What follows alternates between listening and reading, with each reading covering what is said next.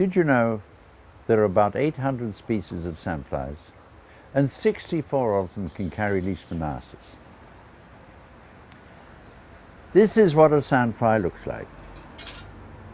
But of course, that's 100 times natural size. I'm Bob Killick-Kendrick. I'm a specialist in leishmaniose, and I'm your host for this 9th episode of What's Biting My Dog?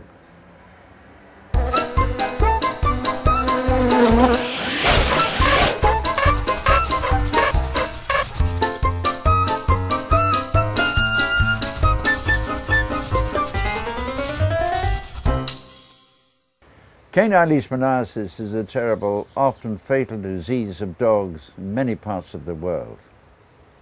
It's caused by a microscopic parasite called Leishmania infantum. And until today, there's no medicine that can cure a dog with leishmania completely.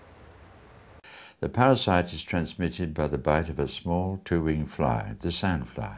They're the only insects proven to transmit leishmaniose.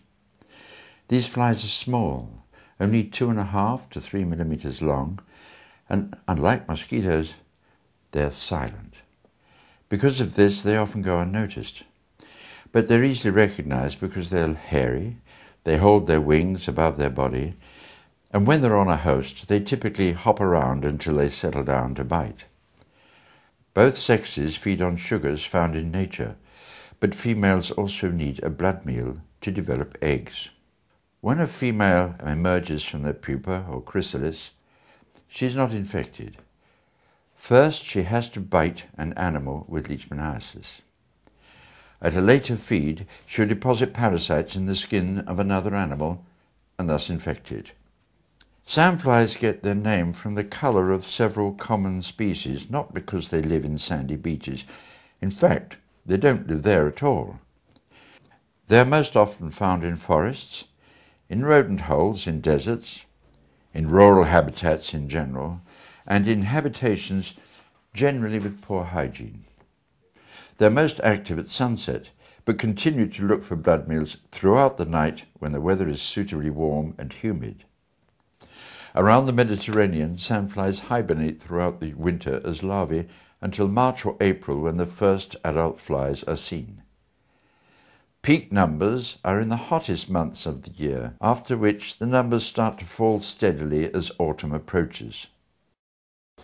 Sandflies usually bite their victims outside, but you can also find them inside when they follow the scent of a host in search of a blood meal.